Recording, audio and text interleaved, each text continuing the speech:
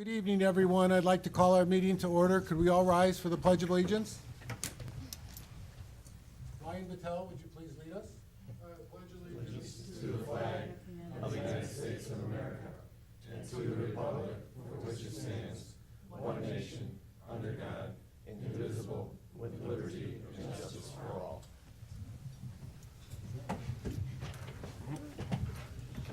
Amanda, will you call the roll? Trustee Messick? Here. Trustee Rocco? Here. Trustee Sheehan? Here. Trustee Casera is absent. Trustee Zora? Here. Trustee Lautner? Here. President DeCipio? Here. Quorum is present, sir. Thank you, Amanda. First item of business, we're privileged tonight to have members of the Brookfield-Grange Park Lions Club. So at this time, I will ask President Vitale to step up to the mic.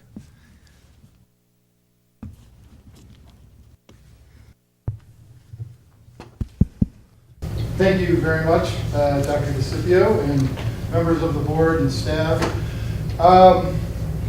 So we came before you earlier this year to ask for your support in allowing us to try and contribute to the community by raising funds for the trees that were being taken down due to the emerald ash borer beetle. And this is something that we found worked perfectly between what Lions Club International was looking for us to do for the centennial celebration coming up in 2017, and also keeping in tune with helping our community. Not only, like yourselves, are we proud of our community, but we are proud to advocate for our community. Our members, our stakeholders, 2, 3, and even 4 times over. They are current and former residents, business owners, village staff, elected officials, and as a result of the support of current and former residents, including the membership of the Brookfield-Grange Park Lions Club, we were able to raise $4,500 for the village. This means that depending on the tree species and stumping and so on and so forth, we could get up to 10 or even 15 new trees planted in the village as a result of this. And just to recap, in addition to the many village individuals that we help out with our hearing and vision equipment, eye exams, we also work with the libraries of both villages, the police and fire departments of both villages, and the business association. We're here to help. That's what we do. As a side note, we have in Lions Club International over 1.4 million members worldwide, and this magazine goes out to all of them. There's actually an article in here which mentions our town's name with this program, the tree restoration program. And I can work with your staff if they would like a copy of it for the records. That is really it. So please, I would like to hand the check over, and I would also like a representative, if possible, from not just the village, but the police and fire departments as well. Because if you recall at the Lions Police and Fire Dinner, in lieu of some equipment this year, we made donations on behalf of both departments to help out the village, and in doing so. So I have certificates I would like to give to the village, the fire department, and the police department. Certainly. We'll take the check.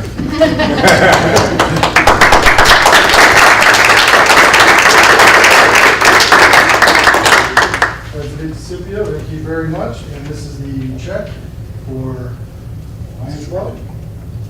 Well, on behalf of the village board and staff and police and fire departments, we want to thank the Lions Club for your generous donation. And what a great idea. I don't know whose idea it was. This would be former trustee Thomas Hurl. Wow, it was a fabulous idea. I hope that you're in line for some recognition from Lions International because it is a great project. We feel grateful that you've thought of our village too, not only Brookfield, but the Grange Park, and we will put this to good uses. I'll pass it on to Julia or Brendan. Brenda, yeah. Who will We give all checks to Larry. we'll give it to Larry.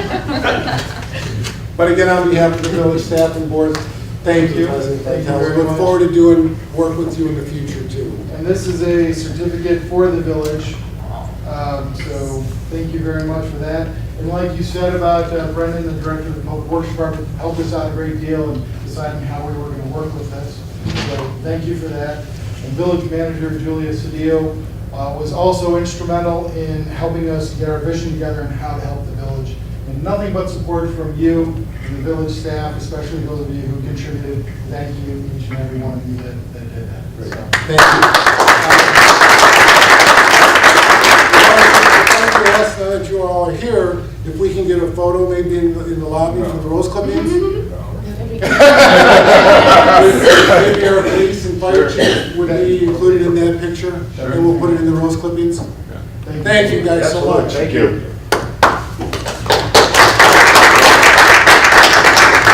The chief and chief, if you guys would like to go in the picture. Okay, real quick. Thanks. Thank you, everybody. Thank you guys. Thank you.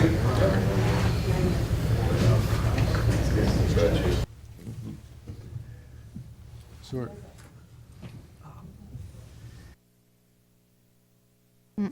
Sure, I'll take a glass. Thanks. Yeah. Sorry, I'm late, you guys. Sorry. Public participation, there is none, I don't think, so we'll move on.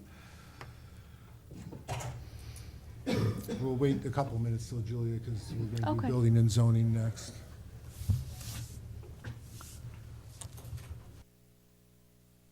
What a great project. Yeah. What a great idea. Maybe next they can work on vehicles or maybe roads, maybe a street, a Lion Street or something.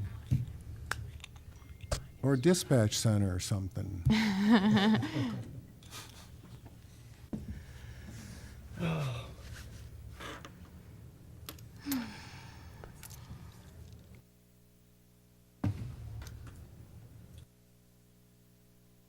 Item number 4, State Representative LaShawn Ford called. He will not be able to make it tonight. We'll have him at our meeting in January. He said he would be more than willing to come. I think a family member got sick.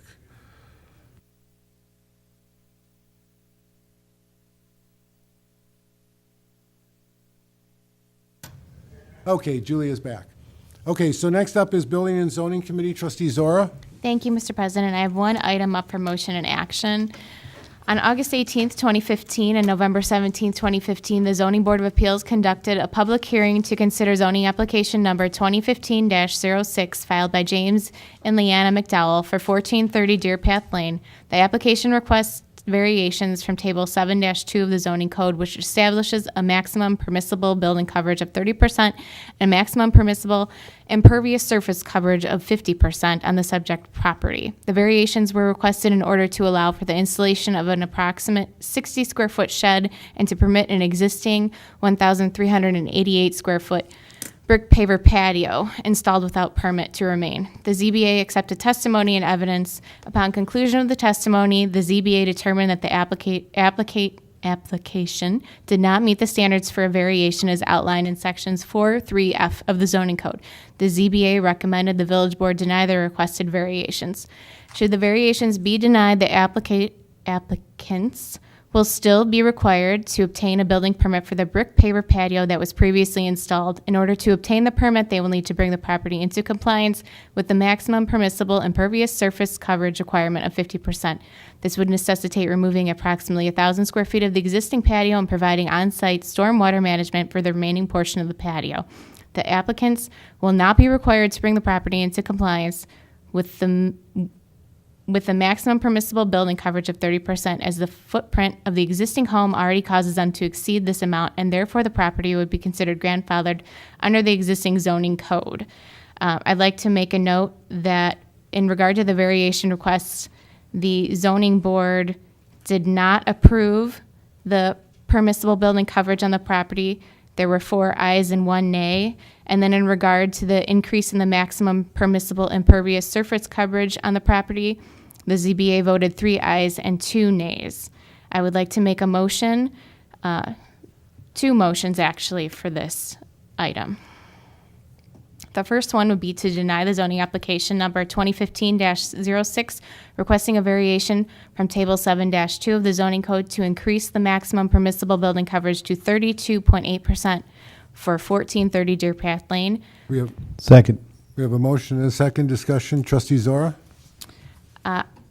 I appreciate that the applicant was trying to alleviate some of the water issues by raising this new structure, but the fact that they already don't meet the impervious requirements, it's not something that I can vote in favor of, and I agree with the ZBA's decision. I think if anything, if this can move forward, the patio needs to be reduced to meet the zoning requirements in order for this shed to be allowed, in my opinion. Thank you, Trustee Zora. Any other comments from the board? Trustee Sheehan? Thank you, Mr. President.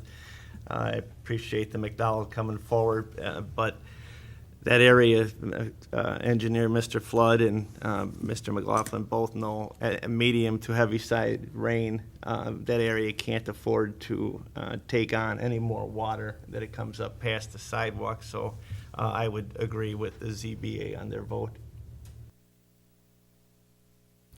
Trustee Messick? Thank you, Mr. President. Agreeing with my fellow trustees, Zora and Sheehan, the only other thing that I would add is on top of the impervious surface coverage, which is a problem, they just simply don't meet the criteria, and there's established criteria, and doesn't even come close in my opinion. So I would vote to deny it as well. Yes. Attorney Keating? Just wanted to clarify one thing. On the second motion, I think that trustee Zora reported that the zoning board voted 3 yes and 1 no. Oh, I just wanted everybody to understand that the 3-1 vote was on a motion to deny the application. So both motions, as you see them in your packet here, are exactly as the ZBA voted, and so the ZBA effectively voted to deny both variations. Just wanted to make that clear. Thank you. No other comments? Amanda, call the roll. Trustee Messick? Yes. Trustee Rocco? Yes. Trustee Sheehan? Yes. Trustee Zora? Yes. Trustee Lautner? Yes. Motion passes unanimously. And the second motion to deny zoning application number 2015-06, requesting a variation from Table 7-2 of the zoning code to increase the maximum permissible impervious surface coverage to 59.3% for 1430 Deer Path Lane. Second. A motion and a second. Trustee Zora? I don't want to dwell on this, but I have the same reasoning behind the first motion. Thank you. Any other comments from the board? Trustee Rocco? Thank you, Mr. President. I just wanted to say that I appreciate the efforts that the residents took to move forward in their efforts, but it is, in this case, hard to see where they have met any criteria. The criteria, they are already exceeding, which I understand that they've grandfathered in, but I've driven by the area also, and they have a big flooding problem, and it's just too risky to allow these variations. So I just wanted to state that. Thank you, Trustee Rocco. No other comments? Amanda, call the roll. Trustee Messick? Yes. Trustee Rocco? Yes. Trustee Sheehan? Yes. Trustee Zora? Yes. Trustee Lautner? Yes. Motion passes unanimously. Thank you, Trustee Zora. Thank you. Moving on, Public Safety Committee, Trustee Messick. Thank you, Mr. President. We have 2 items for discussion and action tonight. First would be the consolidated dispatch purchase of equipment for LTACC or LTAC to authorize expenditures for a purchase of a radio system upgrade for the Consolidated Dispatch Center, the Lyons Township Area Communications Center, or LTAC, serving the villages of LaGrange Park, LaGrange, and Western Springs. At the November work session, the board authorized a number of initiatives necessary towards the implementation of the Consolidated Dispatch Center, the Lyons Township Area Communications Center, serving the villages mentioned before. More specifically, the board authorized the approval of the intergovernmental agreement, the dissolution of our local ETSB in recognition of the required new joint ETSB funding for space needs and expenditures for equipment related to the CAD system upgrade and power phone software. At this time, LTAC is requesting the funding for the necessary radio equipment so that we may begin to process for purchase, installation, and training. The total cost of the equipment is $228,750 to be divided 3 ways, and we will support an upgrade to an existing radio system, which includes the installation of 4 consoles at the new center in LaGrange. The village board will note that the proposed cost for this equipment is less than the estimated cost listed in the IGA cost exhibit.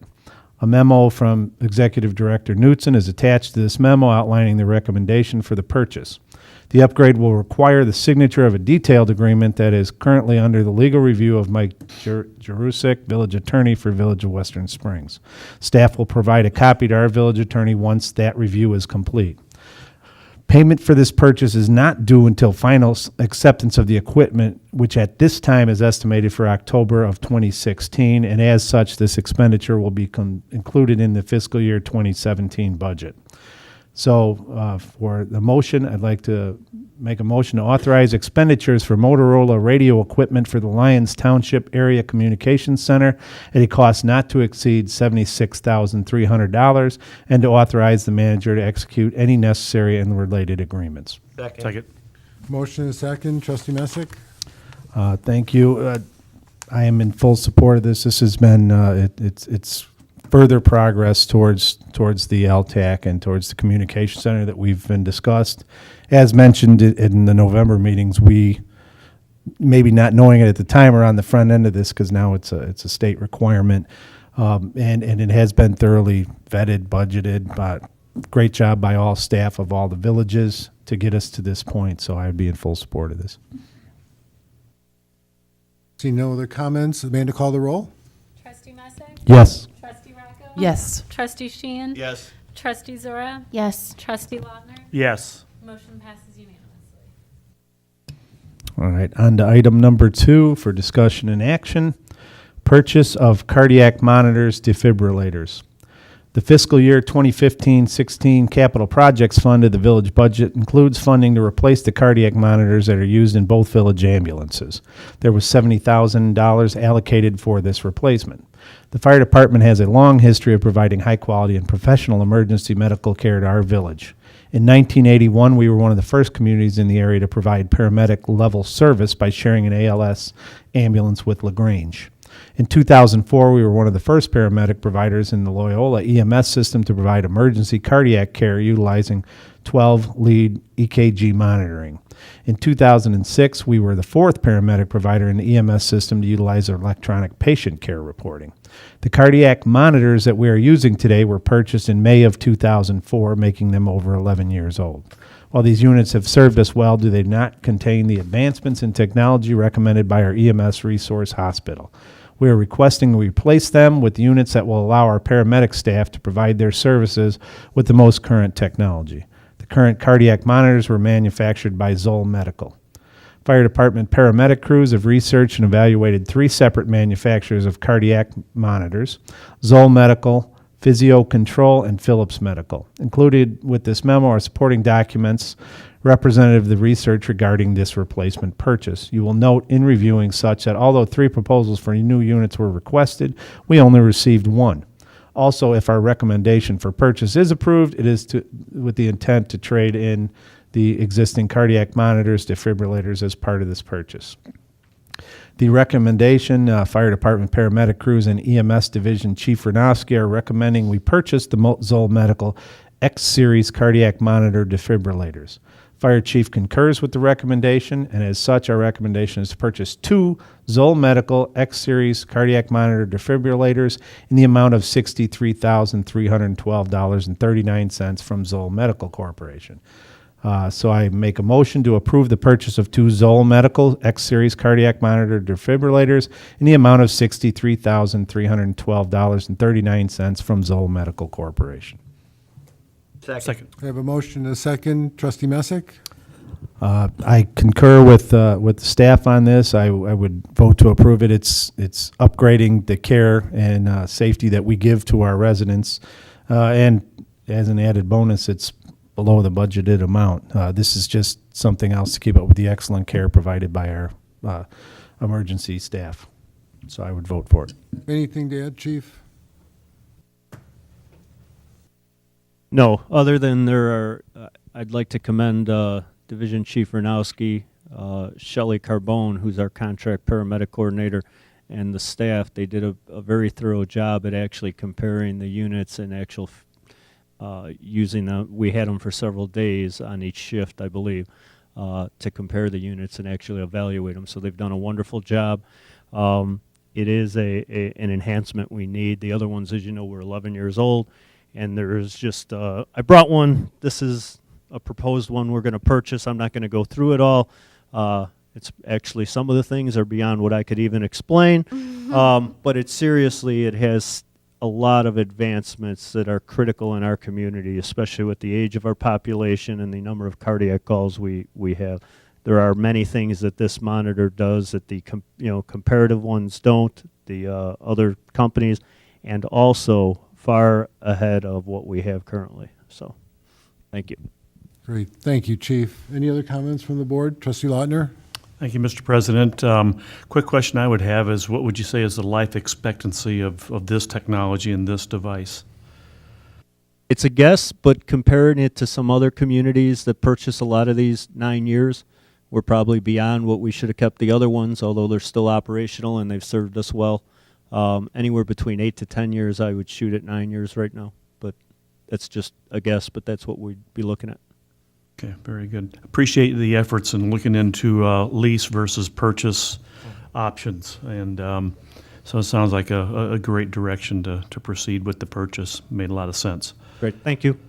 Trustee Rocco? That's exactly what Trustee Law touched base upon. Apparently, you must have been the one who asked the question about the lease. I thought that was great to inquire about the lease and to check into it, and it's more cost effective for us to purchase them, and it's great that we went down that path to look at it.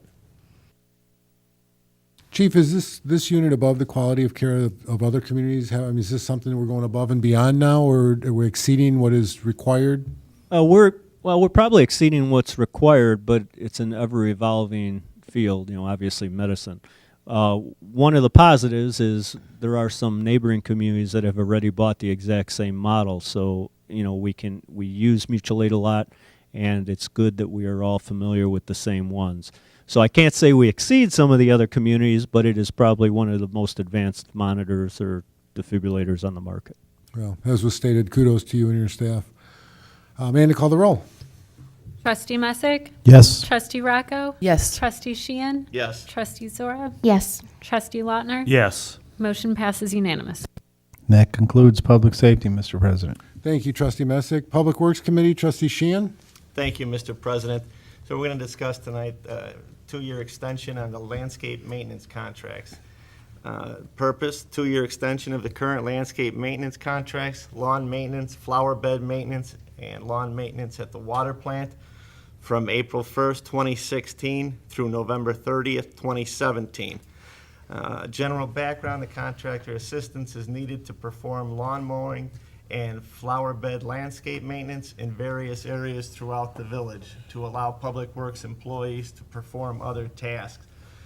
The village's current contractor, Landscape Concepts Management, has agreed to hold its 2015 contract prices through November 30th, 2017. The current contracts expired on November 30th of this year. Staff believes that it is in the best interest of the village to retain the services of the current contractor at its 2015 contract prices. It will not exceed the amount of $20,000 annually. Therefore, Mr. President, I'll make a motion to approve 2-year contract extension with Landscape Concepts Management for lawn maintenance, flower bed maintenance, and lawn maintenance at the water plant in an amount not to exceed $20,000 annually for fiscal year 2016 and 17, fiscal year 2017 and 18, and authorizing the village president to execute the necessary contract documents. Second. We have a motion and a second. Trustee Sheehan? Thank you, Mr. President. It's worked well in the relationship with this contractor. And again, I applaud Director McLaughlin for being able to approach the contractors that our village uses to keep the prices down. And I commend him on doing a good job along with the rest of staff. And I would support this, sir. Any other comments? Brendan, did you have any comments?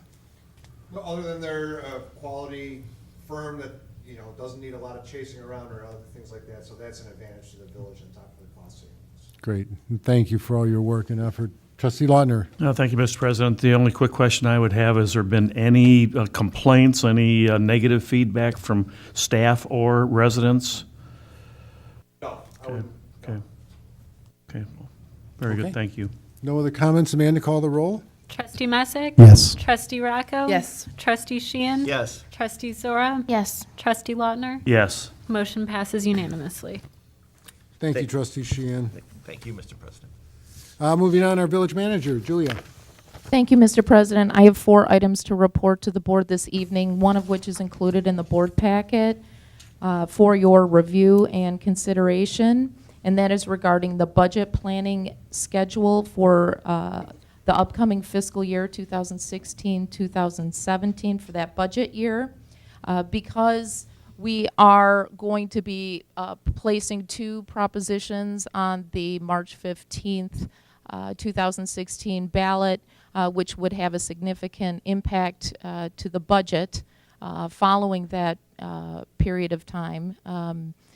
Staff is proposing that that we be prepared if the referenda passes, and that we prepare 2 budgets, not one budget for each alternative, so that we are prepared regardless of what the outcome is of the vote for the referenda questions. This would require a significant staff time to create the alternative budgets, and as such, we're proposing that our time and efforts be focused on putting together each of the budget alternatives, and not have a 5-year plan that's developed aligned with each, because that would be additional staff time, and one of which would not be utilized.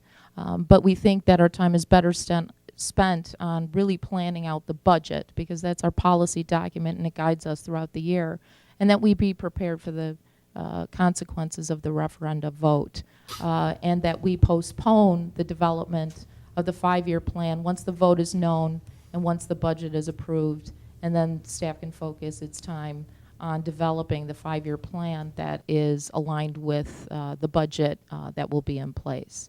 So I wouldn't say that this is how most villages typically develop their budgets when they have a referenda question, such as a bond referenda question or a referenda that has a fiscal impact on the budget, but it's certainly not unusual. Many municipalities do develop alternative budgets when there's a bond referenda that may impact the financial outlook.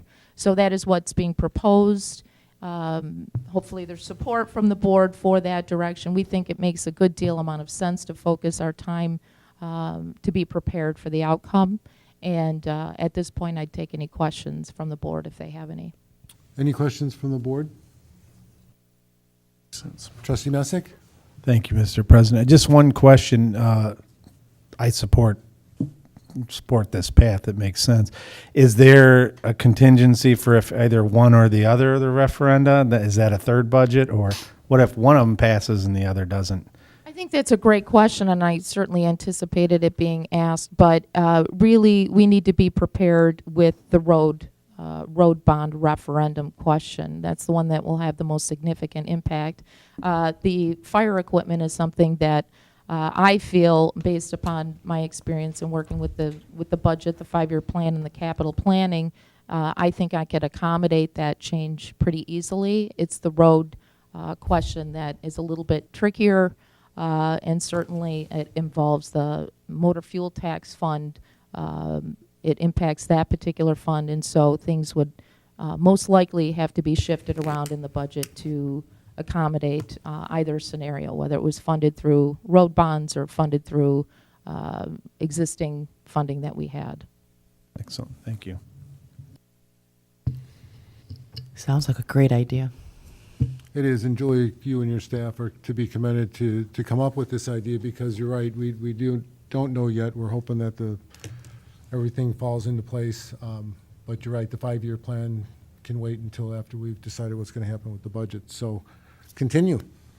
Okay, thank you, Mr. President. The other items that I have to report, I have one piece of very good news, and most of you know, if not all of you know, that our Assistant Village Manager, Emily Rodman, she's not with us tonight, and it's for a good reason. she and her husband recently welcomed a new addition to their family on Friday with the birth of their baby boy, Colton Robert, who weighed 7 pounds 4 ounces and was 20 inches long. And Colton joins 2 siblings, Annie and Weston. So Emily is at home resting with the baby now, and we're glad that everyone's happy and healthy there. The next item I would like to report on is the tree lighting ceremony that was held on Friday in Memorial Park. We had, once again, excellent attendance, and thanks to Trustee Messick for leading the ceremonies. I thought that was great. I wanted to make special mention and thank you to folks that helped with that particular event, particularly to the Community Park District, to Karen Boyd, the president of the Park Board, Alex Breedis, who's the executive director of the Park District, and Martin Healy, who was the person that actually turned the switch that lighted the tree and makes the magic happen. We could not do this event without the support of the Community Park District, and we certainly appreciate their partnership and their assistance with this event. We would also like to thank the Cub Scout Pack 66 for the presentation of the colors, and the Forte Singers from Park Junior High for providing their singing talent prior to the ceremonies that took place. And the final thing I would like to report is just a reminder to the board, to folks who may be watching the meeting, that the Holiday in the Park, the Chamber's event Holiday in the Park, will be taking place this Saturday, the 12th, at the Park District Rec Center from noon to 3 p.m. So please come on out and watch Santa ride in on the fire truck. Is that right? Not the fire engine? Okay. It's really something to see. The looks on the kids' faces is amazing. So we welcome folks to come out for that spectacular event. Really, there's very little room. There's a good crowd that comes out, and the village will be serving chili to folks that attend this event for free. So free chili, and we welcome all, and thanks to everybody who's helping out with that event. And that concludes my report, Mr. President. Thank you, Julia. Next report, Village Clerk. I have one item to report. Mail ballot applications for the March 15th elections will be accepted starting December 16th until March 10th to the Cook County Clerk's Office. Applications are available at Village Hall or online at cookcountyclerk.com. Vote by mail. And that is my only item to report. Thank you, Amanda. I just have a couple items. First of all, I too would like to thank the village board and staff for the tree lighting ceremony representation of the village. I know Trustee Messick did a great job, and the trustees that were there represented us well. Last week, I was notified that 3 students from Grange Park will be receiving the Sheriff's Youth Service Medal of Honor. Those students are Amaria Clark, who serves on our Youth Commission, Christopher Pachenka, and Emerald Wheatley Johnson. This is given to students who have volunteered 100 or more hours of service to their community. There's an award ceremony tomorrow night at Moraine Valley Community College where the students will be honored. We were notified yesterday that Governor Ronner did sign Senate Bill 2039, which will trigger the release of critical revenues the state owes local governments. Senate Bill 2039 provides appropriation authority for motor fuel tax revenue, use tax revenue, casino, and video gaming revenues and 911 funding. The bill also includes some spending for other state government agencies and programs, and I would be remiss if we didn't say thank you, and it'd be very appreciative to the work of staff and our lobbyist, Chris Ganschow, and also our representative, especially Representative Walsh and LaShawn Ford, for giving us the kudos and the support down there that we needed to get this thing passed. One final note, our referendum educational tour that Julie and I are on. We've gone to District 102, we've gone to the library, and we've gone to Plymouth Place. This Thursday night we will be at District 95's board meeting, and Monday night we'll be at the Community Park District's meeting, giving information on the referendum coming up in March. That's all that I have. Is there any new business from any of the trustees? Trustee Sheehan? Thank you, Mr. President. Just kudos to Nazareth for winning state. Yes, congratulations to Nazareth, and also what we're going to do is invite Nazareth to come back to one of our board meetings either in January or February to commend them for their second state title. And also we're going to have in January, we'll have the Lyons Township Cross Country Team, which was second in state, come and be acknowledged by our village board and community. So thank you, Trustee Sheehan. Any other new business that I may be remiss besides? Trustee Rocco? It's not new business, but it's a comment, and if I can make it now? Sure. For the holiday festivities this Saturday, I just wanted to point out that if anybody needs to register to vote, the League of Women Voters will have a table set up with deputy registers. So if anybody wants to come and enjoy the festivities and along register to vote, that would be a good time. Thank you. And thank you for those efforts, Trustee Rocco. So on behalf of the village board and staff, we would like to wish our community a happy holiday season and Merry Christmas and Happy New Year, and have a safe and healthy season. With that, I'll entertain a motion to adjourn. So moved. Second. All those in favor? Aye. Meeting adjourned.